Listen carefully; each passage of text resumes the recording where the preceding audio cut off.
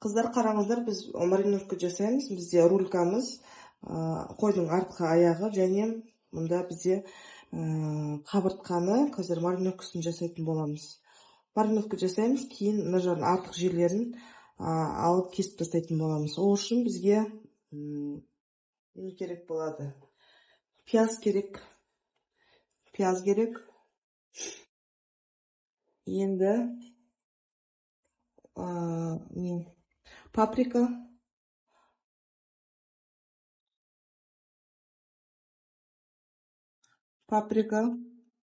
қара бұрышымыз,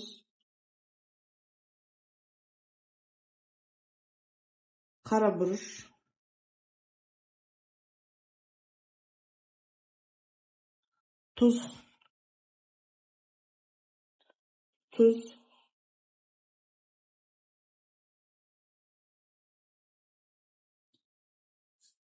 бізде мұнда чеснок,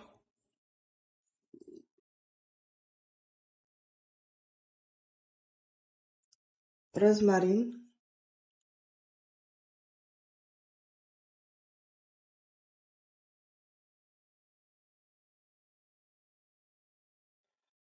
мұнда бізде горчица,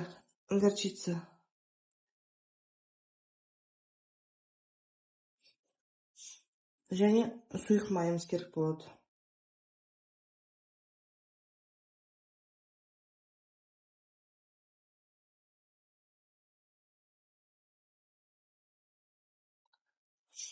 Енді осыны жақсылап араластырамыз. Пиязымыздың соғы шығу керек.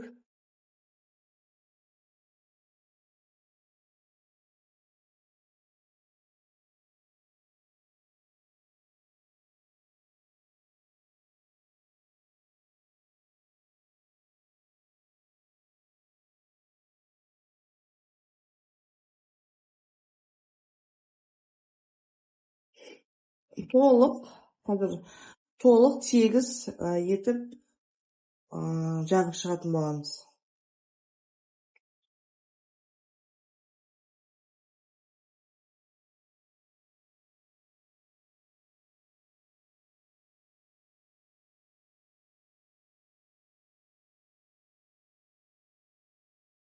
Мариновкада бізде салқын жерде бір күн қалу керек болады. Холодильникте немесе салқын жерде ұстау керексіздер. Қыздар, бізде ыстық тамағымыз, бізде қойдың артқы аяғы рулька және қойдың қабырғасы студияда түсіретін болғандықтан бұл алдын ала маринадталған. Бұның мариновкасын жазбаша түрде берілем. Список бойынша жазылған мариновканы бір ыдысқа барлығын салып, жақсылап есемізіне пияздың соғы шыққанша түгел жағып, бір күнге қалдырамыз, салқын жерге қоямыз. Енді бұны біз 160 градуста 3 сағат пісіретін боламыз. Фольганы тесейміз. Фольганың үстіне пергамент қоямыз. Поклан болған жақсы, пергаменттің качествосы жақсы. Бізде бар осы екен қазір. Менде духовка производственный болғаннан кейін бұл 3 сағатта піседі примерно. Мен қазір екеуін бірге саламын. Ал сіздер үйде печкаларыңыз кішкентай болса, бөлек-бөлек пісіретін боласыздар.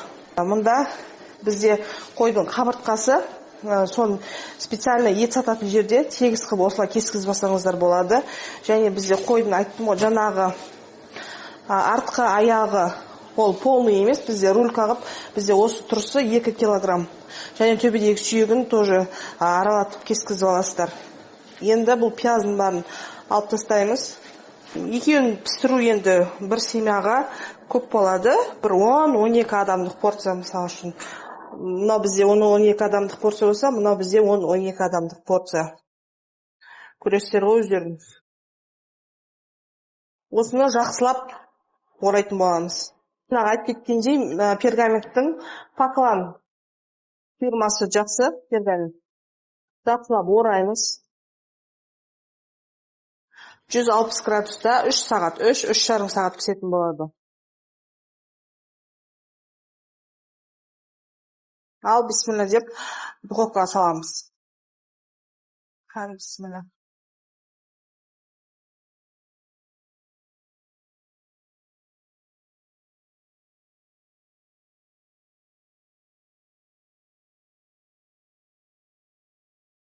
Мында бізде жаңағы қабырғамыз бен рулькамыз пісіп дайын болды. Оформленияны өз неңізге байланысты, фантазияңызға байланысты жасайсыздар. Мында бізде кондитерский неде сататын сусельное золото деп аталады, шумен әшекеледі. Қасына гарнирға өзіңіз көресіз, рис берсеңіз болады, картофельный дольки берсеңіз болады. Өз қалауыңызға байланысты.